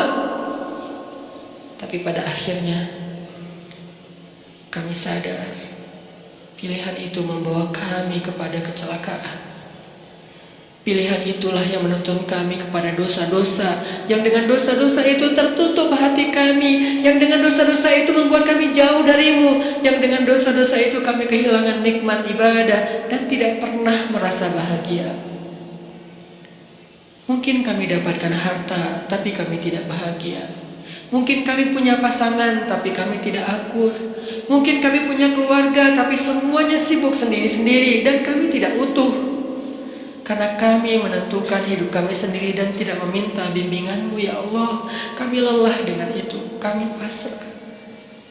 Kami ingin kembali kepada-Mu. Pilihan-pilihan kami sudah kami tinggalkan. Pilihan-pilihan kami sudah kami abaikan. Kami tidak ingin lagi terjebak seperti dulu, ya Allah. Bertahun-tahun hidup kami sia-sia. Kami ingin Engkau yang memilihkan hidup untuk kami, ya Allah. Kami ingin Engkau yang memilihkan apa yang terbaik bagi kami, ya Allah. Kami ingin Engkau yang memilihkan pasangan hidup kami, ya Allah. Karena yang terbaik adalah yang Engkau pilihkan. Kami ingin Engkau yang memilihkan pekerjaan yang halal untuk kami, ya Allah. Kami ingin Engkau yang memilihkan hijab yang menutup aurat untuk kami, ya Allah. Kami ingin Engkau yang memilihkan teman yang bisa mengingatkan kami ketika kami lemah. Karena Engkau lah yang sebaik-baik pemilih teman bagi hambanya, ya Allah. Kami ingin Engkau yang memilihkan hari-hari kami, esok, lusa, dan seterusnya. Pilihkanlah untuk kami. Kami ikut, ya Allah. Jika Engkau panggil kami, lapangkan dada kami untuk bisa menerima panggilan itu dengan lega. Hayya 'alas shalah.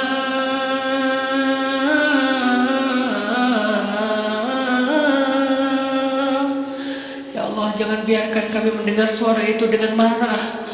Jangan biarkan kami mendengar suara itu dengan terbeban.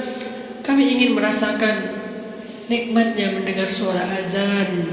Kami ingin merasakan hati kami bergetar ketika mendengar namamu disebutkan. Kami ingin merasakan panggilan itu adalah panggilan terindah, senandung terindah yang pernah kami dengar. Jangan biarkan ada satupun senandung, irama, lagu, apapun yang lebih indah bagi kami daripada suara azan, ya Allah. Ya, kami berhibur dengan lagu-lagu. Kami berhibur dengan senandung-senandung manusia. Tapi kami tidak mau senandung itu mengalahkan suara azan. Celaka kami jika kami mengganti suara azan dengan hiburan-hiburan makhluk, ya Allah. Itu hanyalah kesenangan sesaat. Tetapi hiburlah kami dengan suara azan dan bacaan Al-Quran. La uqsimu biyaumil qiyamah. Hibur kami dengan ayat itu, ya Allah. Fabiayyi ala'i rabbikuma tukadziban. Hibur kami dengan ayat itu, ya Allah. Ya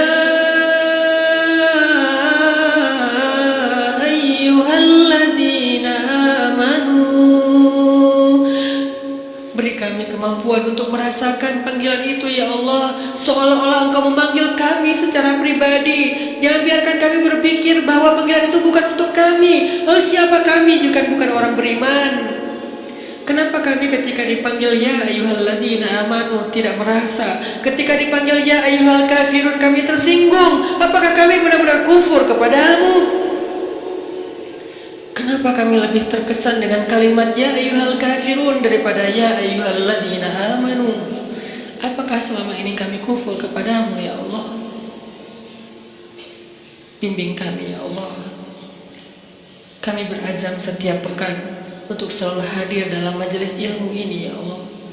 Dan kami berazam perlahan-perlahan kami ingin mendukung dakwah agamamu, ya Allah. Kami ingin melihat negeri ini di mana agamamu tegak di dalamnya. Karena tegaknya agamamu adalah tegaknya kemanusiaan. Menangnya agamamu adalah menangnya kemanusiaan. Karena tidak ada kezaliman di dalam agama ini, ya Allah. Kami ingin melihat suatu hari nanti salah satu di antara kami yang ada di sini mengumandangkan azan untuk rakyatnya.